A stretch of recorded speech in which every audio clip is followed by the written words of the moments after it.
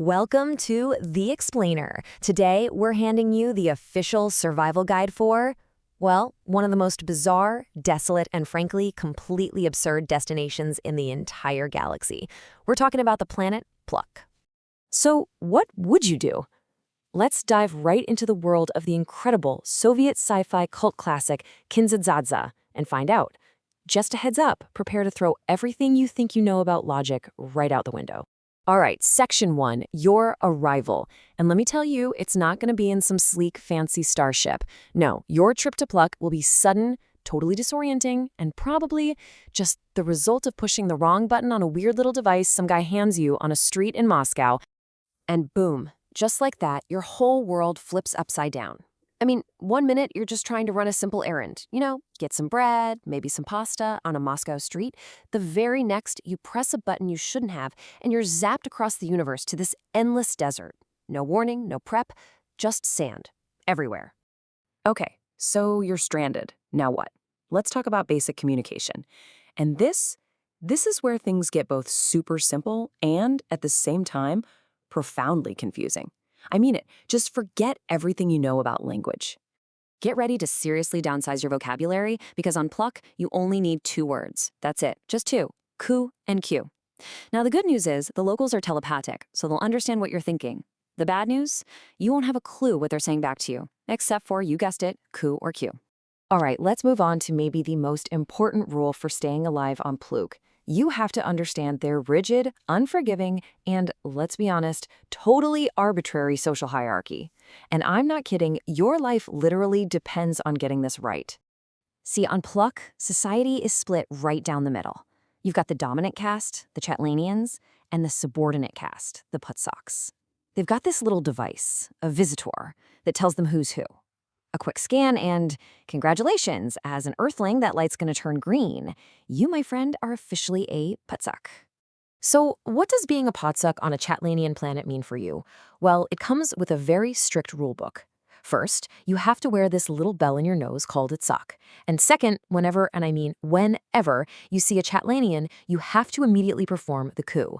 That's a quick, respectful squat. If you forget, you'll get the attention of the local cops, the Etzalops. And believe me, you do not want that.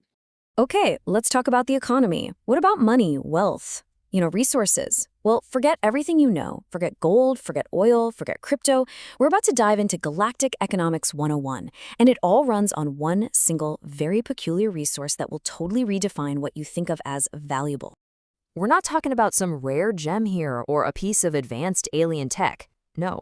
The most valuable thing in the galaxy is, believe it or not, something you probably have rattling around in a kitchen drawer right now.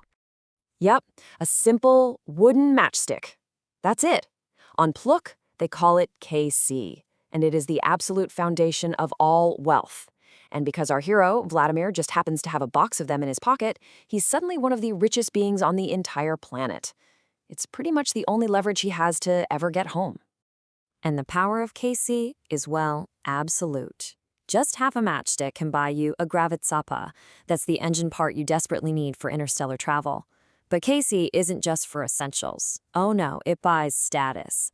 The more KC you have, the more colorful your pants are, and the more times those lower caste patsaks have to do the coup for you.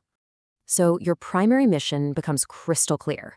You have to use this newfound matchstick fortune to get yourself a gravitsapa, because that one little device is the key. It can turn the locals' flying rust bucket, what they call a pepalats, into a real-deal interstellar vehicle. I mean, this tiny component is your only ticket home, but of course, getting one is anything but simple. Your journey is going to involve getting conned, cheated, and even forced to work as, get this, traveling musicians, all while you're desperately trying to guard that precious box of matches. And what's so interesting about this is how it shows the sheer impossibility of actually getting ahead on Pluk. Think about it. Even when you literally have the most valuable thing in the galaxy, the whole system just seems designed to keep you right where you are. What you earn barely covers your survival, which makes that ultimate prize, getting home, feel completely out of reach. It's a really frustrating cycle, and maybe a familiar one too. Okay, so let's recap. We've got a desert planet, a 2-word language, 2 social classes, and a bizarre obsession with matchsticks. So what? Why should any of this matter to us, right?